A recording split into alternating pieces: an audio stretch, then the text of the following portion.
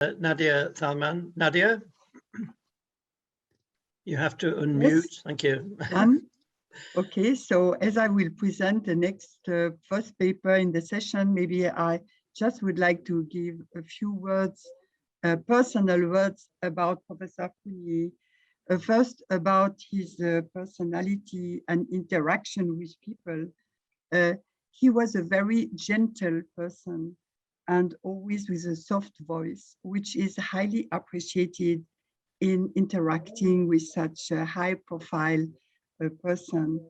He was also very analytic and capable of analyzing people and understanding situation. And this is maybe myself personally what I learned most of him.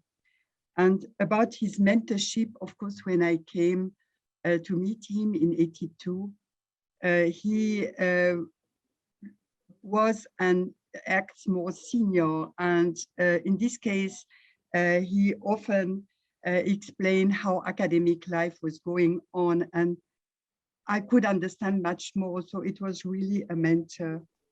And about his visionary attitude, and I share the view of Bianca Falcidiano on that, he was very interdisciplinary in his very big sense. On the other day on the visual computer, I was looking at the first issue everybody can look at, and I saw that many papers were published at that time that are completely adequate today. I mean, the time when he created visual computer in 1985 and today shows that the topics in the first special issue in the visual computer and today are very similar. So in this case, also myself, I was in computer animation, virtual humans, and legendary stars at that time. He was very open to that and always supporting this kind of research. So this is what I would like to say for now, and thank you very much. Thank you, Nadia. Next is Professor Mayo. If you could unmute yourself. Me? That's it. That's right. Okay. So thank you, Professor Urshan. And okay, so good afternoon. Oh, no, not afternoon. It's just afternoon over here. So it's really my great honor to be invited to as a panelist. So I think as a former PhD student of Professor Kunii, I would like to say a few words on behalf of all the members of Kunii Lab. Okay, and okay, so when I spent 5 years and 6 months, 5.5. I spent in Kunii Lab from October of 1984 to 1990, and I think that during that 5 years, Professor Kunii has been collaborating a lot of very, very widely with different the scientists from different areas and the different countries. So actually, I was very happy to see some of you. Actually, I met during when I was student today. And at that time, I think one thing I would like to say, what we learned from Professor Kunii is that not just follow the trend, but to make the trend yourself. So it's like his idea is always like 10 years ahead of the current state of the art. So that time we feel very difficult to follow. Sometimes I couldn't understand. And later when we look back, okay, so he just run ahead of the tide. So it's like, and also not only looking into the future, but he always like, I think he can always think many things in parallel, something. So when we talk with Professor Kunii, sometimes we feel, okay, he jumped to the topic a lot. So we said, okay, we need to do the exploration and also need to the future and also to do the interpretation among different in how to say the horizontal. So, but I think it was really good training for us. So we not learn just knowledge, but also this kind of attitude as a scientist. We have to always look forward. And another thing I remember, so I treat as also the motto in my research career, is that I remember he always told me, you have to set up from requirement. I will talk about in the talk later today.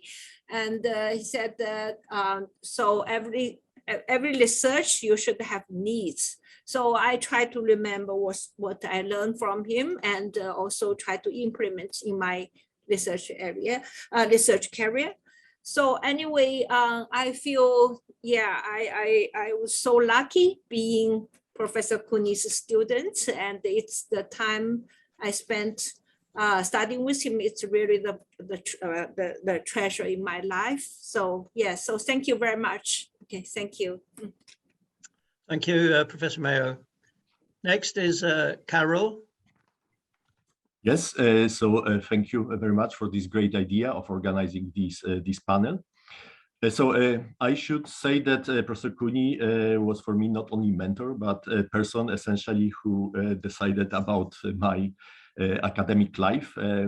Before joining his laboratory at Aizu University, I shared my time between industry and academia, and essentially this was a pivotal point to find myself in this great environment, and I decided spend 100 time since then in academia, and I am very happy in my academic life, of course. So I owe this to Professor Kunii. I would like to come back a little bit to what Professor Falcidieno said about this his vision, yes, and combining essentially pretty remote disciplines like topology and computer science. I was a part of implementation of his great plan because in his lab, I was surrounded by many extremely talented topologists. At the beginning, it was very hard to find common language, but Professor Kunii was he understood all those fields. Yes, so he was great moderator, essentially learning us step by step how we can try to do something in common. Yeah, so he was a great bridge builder, not only between scientific disciplines, but also between people, because we kept our collaboration with from the crowd gathered by Professor Kunii later for many years.